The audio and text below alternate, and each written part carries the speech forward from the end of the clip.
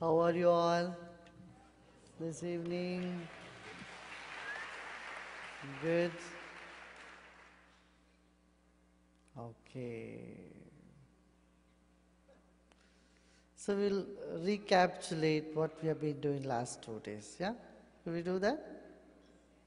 Just go over it quickly. What did we think? What did we see? Meditation, how it can happen in many ways. Meditation is happening, number one. Second is meditation is effortless. The key for meditation is what? Effortlessness. It's not doing something, but doing nothing. That is meditation. Create that condition where you can really do nothing is all that is important to look into. So how this can happen? We saw many methods, many ways. Number one, physical manipulation, yoga, tai chi, all this can bring certain amount of calmness in the mind. Not totally, but certain degree of meditativeness can come by exercises, physical manipulation, number one. Second, pranayama. This is even better because we have 5 sheets, 5 bodies to us.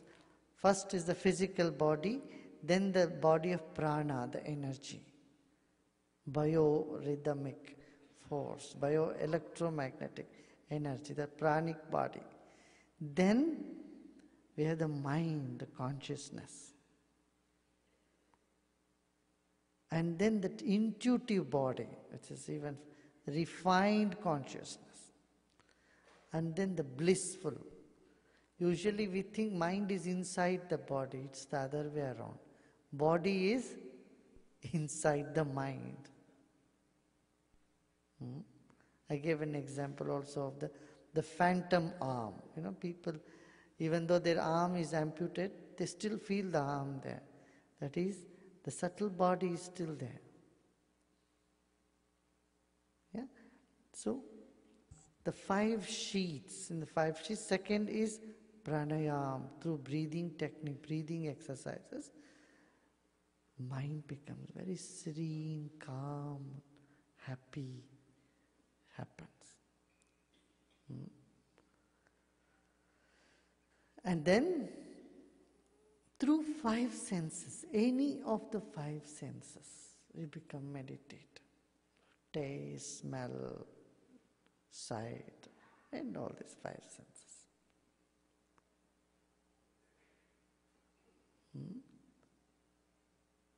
Then, emotional. Through emotions, heightened, refined emotions. Love, compassion, sense of service, all these things can bring certain degree of serenity to the mind. You feel very calm, elevated. Through emotion, you can go and attain the same meditative state. Then, through intellectual understanding.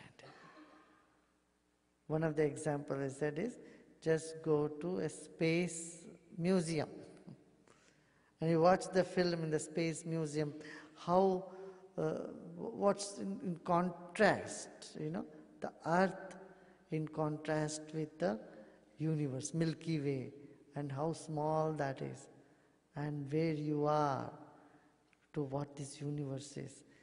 That stimulation of intellect, bringing a different context to life,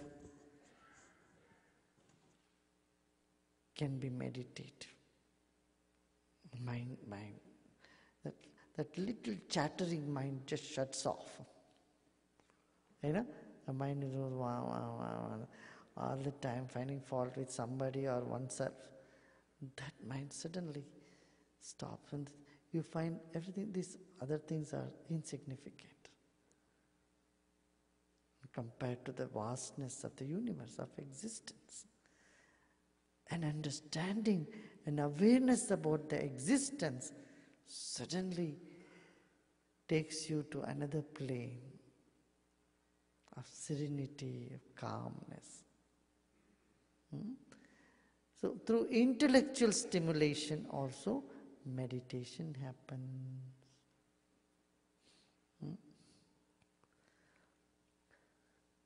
And we saw that how meditation is journey from movement to stillness and from sound to silence. So we will again do meditation today. But before that, if you have some questions, we'll look into that. What do you think? Yeah? You have some questions? Yeah. First question. Can you speak on how devotion can transform the ego and the self to be realized, in order for the self to be realized? How devotion can transform the ego in order for the self to be realized? Listen, what's devotion? It's a state of love. And what is ego? A sense of separation and a boundary, a wall, an identity. Love seeks to dissolve the identity. Love seeks to merge. Ego wants to maintain one's identity. They play different roles. They play different roles. And they exist, they can coexist at different times. So when there is love, at that moment there is no ego. When there is ego, at that moment there is no love. When you want to take up a challenge, love does not work there, ego works. Ego can take challenges. But when you want to relax and have fun, that time ego doesn't work. Love works. Are you with me what I'm saying? That's why nature has put both things in you. It has put love also and ego also. But if you are stuck in ego, when we say egoistic means sometimes we are stuck in ego. It's like getting stuck in your shoes. You don't know how to get it out of your foot. Then you are bathing with your shoes. You are in your bathtub with your shoes. What do you call that? With your suit. You should know when to remove your suit and be at home. So love is the first thing that has happened in life. As soon as a child is born and opens its eyes and there is love. Looks at the mother and there is love in that very first glance. It receives love from the mother and gives the love to mother. But ego comes at the age of 3. Not till then. Identity becomes very strong after 3. And it's necessary. And 3 to then it grows. Sometimes one is stuck with that. But when you become very old, most senior citizens see there is no ego in them. They become like a child again. Past 90, hardly anybody can maintain their ego.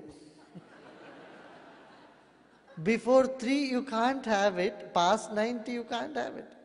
It's almost like sex. There is an age for it. After that, it is not possible. Before that, it is not possible.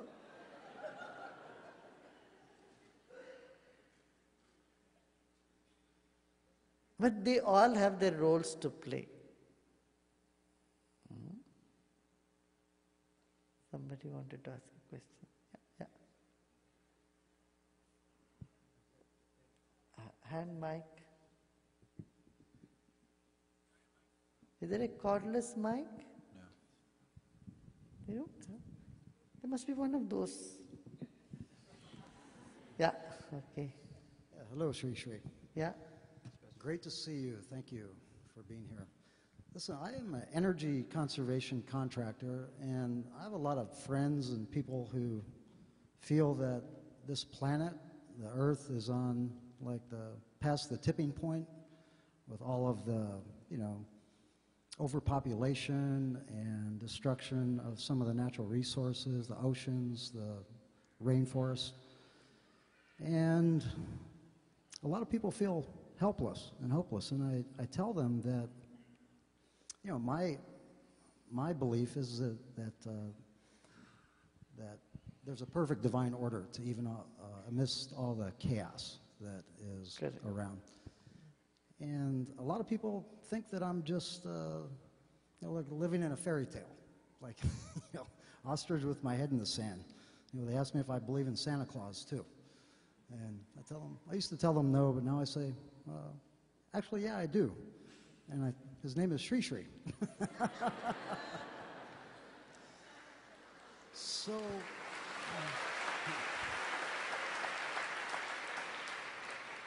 My question is, do you think that, I'm just blowing a bunch of smoke up their windpipe, or do you feel like this planet is,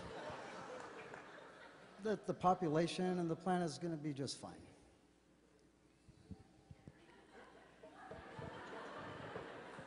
It's good to be concerned, not to be paranoid.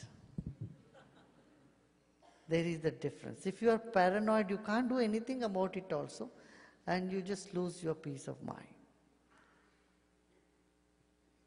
So, but at the same time, you can't say, well, God will take care of everything, let's carry on what we are doing.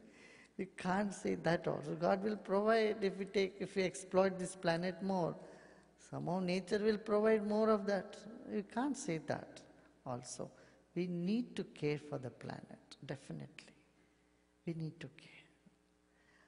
And see, when the tipping point had come, this thought has arisen, this concern has come also, that nature, that big mind has put that concern in the mind of millions of people.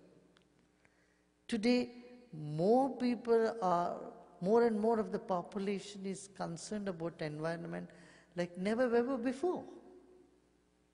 You see what I'm saying? Today people are concerned about it. Even in small villages, remote corners of the world, they are talking about preserving the earth and organic agriculture and not using chemical fertilizers. This concern has infiltrated into remote areas today. Concern has begun. At the same time, the people are so paranoid, so angry about it and agitated about it. Oh, they're destroying the earth and blah, blah, blah.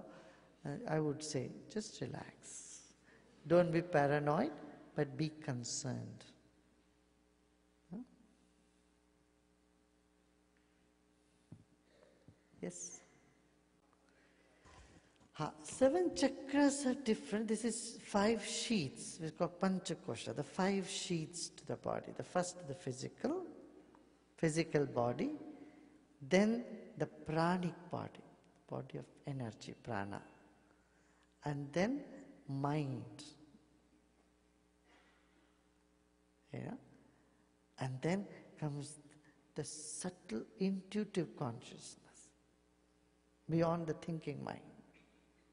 That feeling level. Then is the blissful body. The blissful body is when the consciousness and the mind is expanded. Meditation is upliftment of energy and expansion of energy. We have done one meditation yesterday. We will do some other meditation today. One more. Huh? Just wait for it. Expansion of upliftment of energy and expansion of energy. Whenever we have felt happy in our life, that feeling of happiness is associated with the sensation of expansion. It's impossible to feel happy and feel strangled at the same time, or compressed. If you feel compressed, that sense of compression is associated with sadness. right? Sense of compression, being shrunk or strangled, goes with sadness.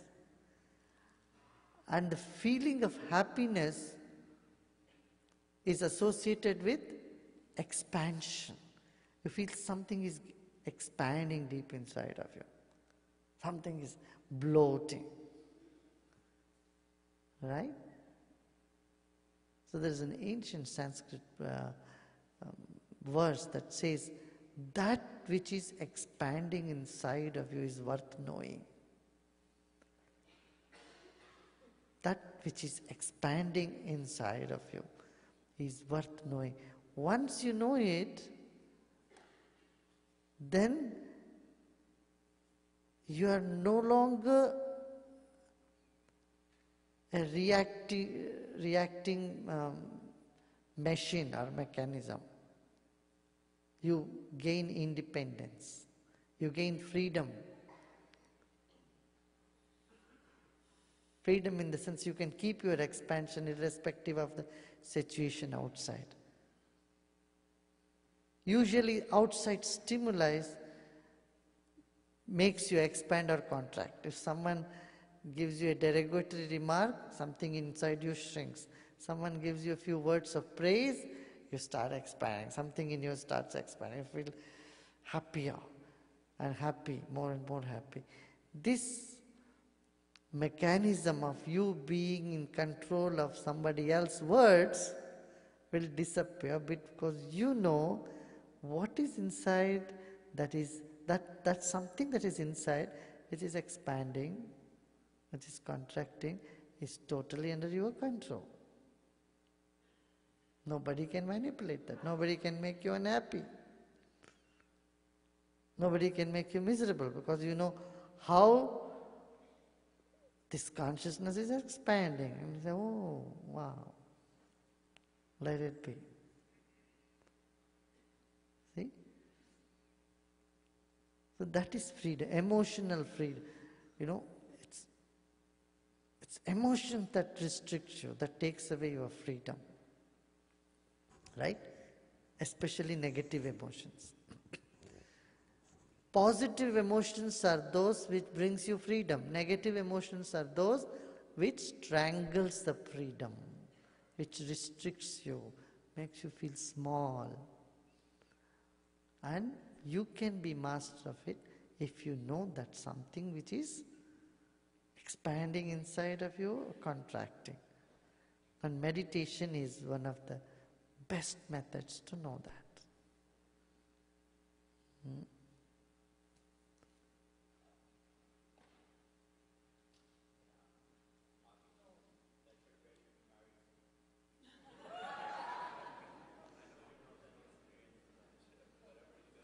Yeah, I am not an expert in that, not experienced in that. How do you know when you are ready to marry someone? First you have to ask them if they are ready to marry you.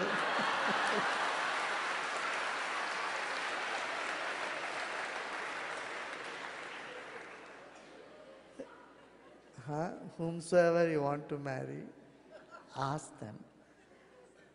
Usually if they say no, then you feel all the more compelled to say yes. But if they say yes, you may say, well, wait, let me think about it.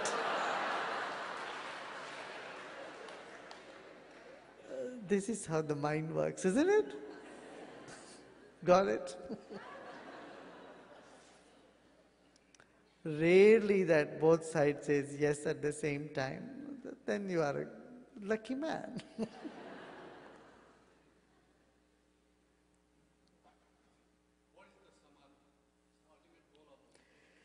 Samadhi. Dhi means intellect. Samadhi means there is equanimity, where mind is at total equanimity. Your whole system is in total balance. That's called Samadhi. Body, mind, spirit, everything is in such serenity, such coordination and serenity.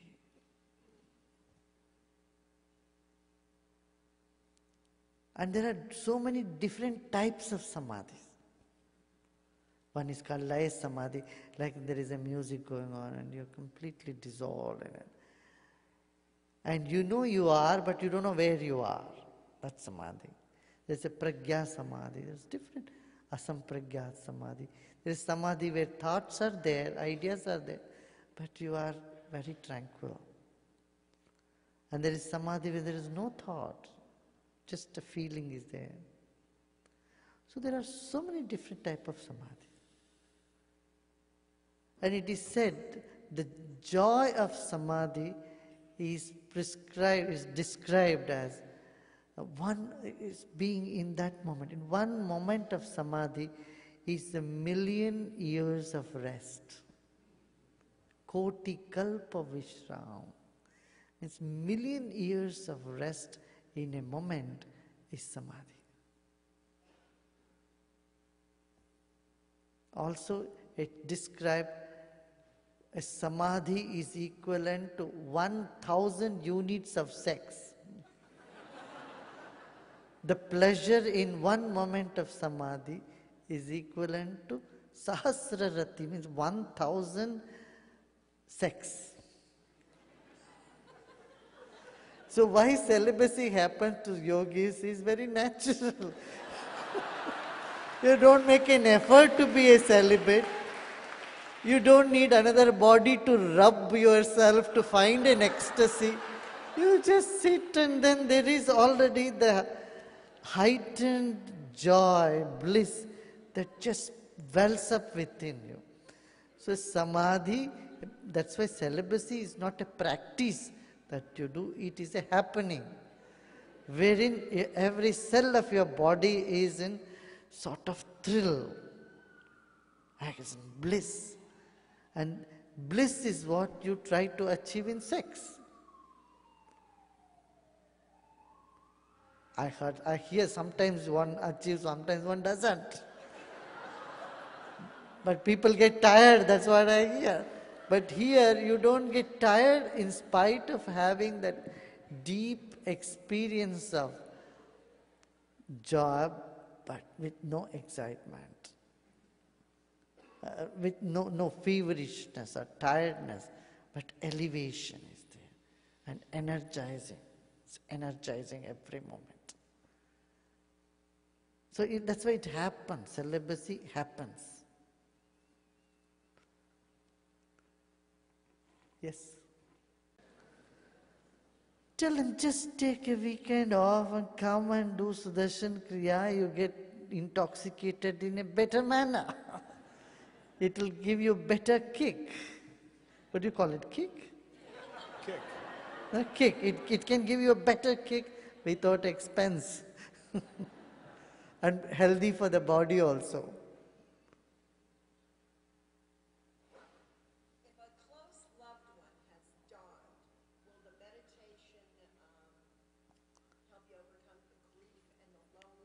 Correct. It does. It does. When the close one has crossed over, has died, does meditation help you to overcome grief? Is that the question? Yes, definitely. Definitely. Definitely. See, death is a very certain thing. There is nothing more certain than death in life. For sure. However you have lived your life, you are going to die. Successful, unsuccessful, you will die. Famous or infamous, you will die. Rich or poor, you are going to die. Healthy or sick, you are going to die. It's not that only sick people die, healthy people also die. Everyone will die one day. So death is the most certain thing. Correct? Meditation definitely helps you to overcome grief. Then you accept the truth, reality, oh, that's how it is. And then you say, oh, you have gone that side, okay, bye, I'll see you a few days later, few years later. You are in term with that. Not only that, when you meditate, these vibration reaches across to them also. They feel peaceful.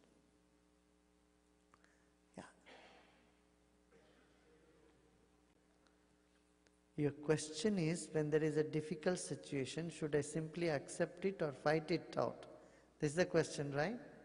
Huh?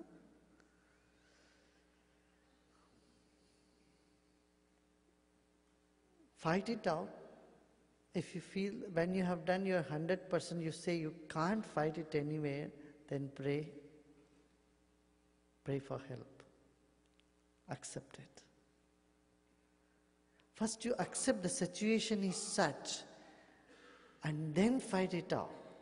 And after fighting also again accept. Fight should be sandwiched between acceptance. That is all the essence of yoga. Yoga means what? Act with acceptance. Act with serenity. Act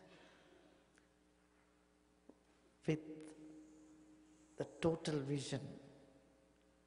Yeah?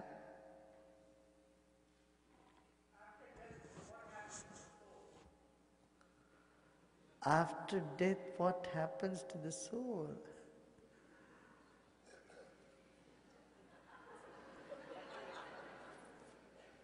Well, it gets ready to come back. It's preparing again to come back. Go and stand in the line to get another body. There are millions waiting to come into this planet. That's why I tell people who have the suicidal tendency, want to kill themselves, I said, don't do it. You have waited a long time in a long queue to get a body. And don't destroy it. You know, it's very precious.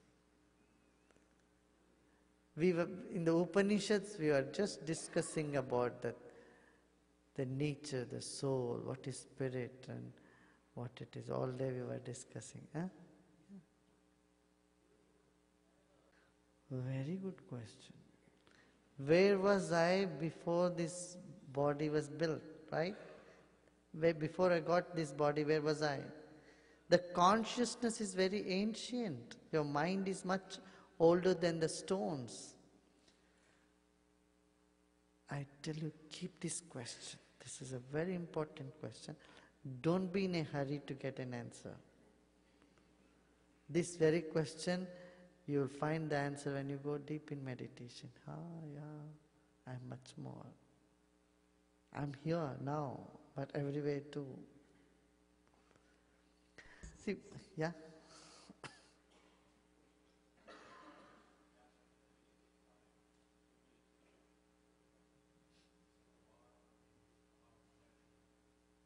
Do you need to, pardon?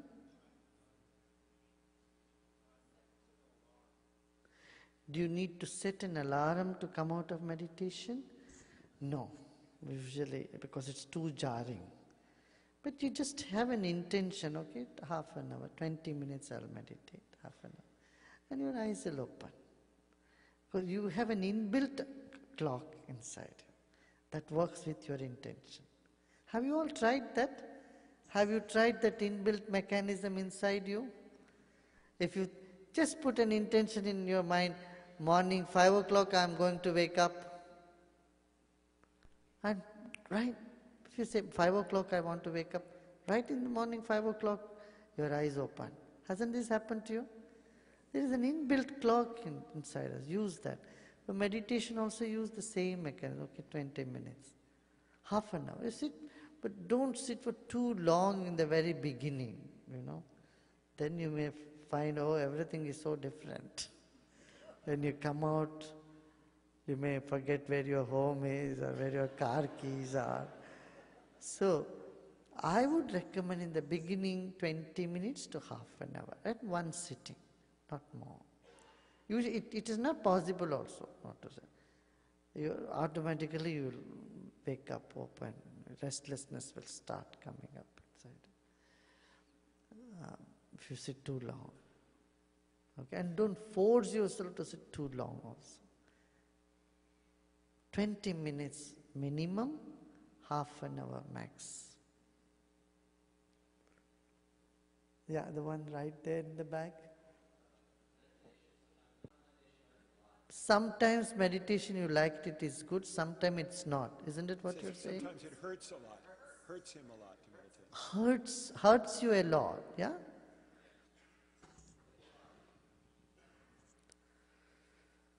Yeah. You know why you feel that hurt? Because meditation is kindling that space that is love inside of you. It's bringing up the love from within you. Love is connected with hurt. Do you see what I'm saying? Love is connected with, somewhere connected with hurt. And so you may feel sorrow, you may feel tears well up, you may feel these emotions come up. We just don't judge them at that time. We just be with it. Huh? If it becomes a little too unbearable, do a little long, deep breaths, pranayama, do some breathing exercise at that moment. Then you will see, it will smoothen out. Yeah? So how to balance your life with work? Is that the question?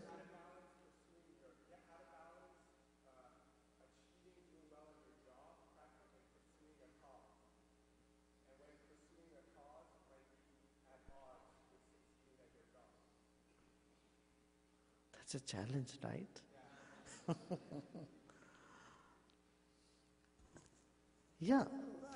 When you say when you intend or when you think that you can do both, though it may appear to be conflicting. If you say, no, I'm going to succeed in my job and succeed in my cause also. I have a cause, greater cause than job. Then you can do both. You can do both. But if your passion for your cause overtakes your job concern, then you will say, no, I throw my job. I'm going to pursue my cause. It's a tough road to tread on, but it yields a lot of results. It's more fulfilling in that sense. But you know, any big achievement needs some sacrifice somewhere. So if you want to be in a comfort zone, then balance both and move on. But if you say, I don't mind about comfort, but I am going to, this is my compelling passion, I want to take up a greater cause, then you need to jump into the fray. Yes, the lady there.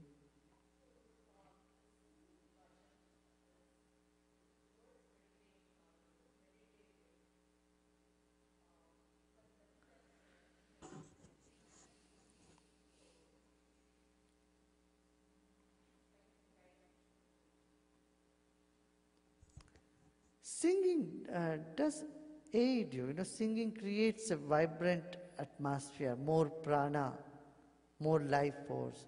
And that helps calm the mind, that helps you to go deep in meditation as well. It's a component, singing. You know, 70% of English language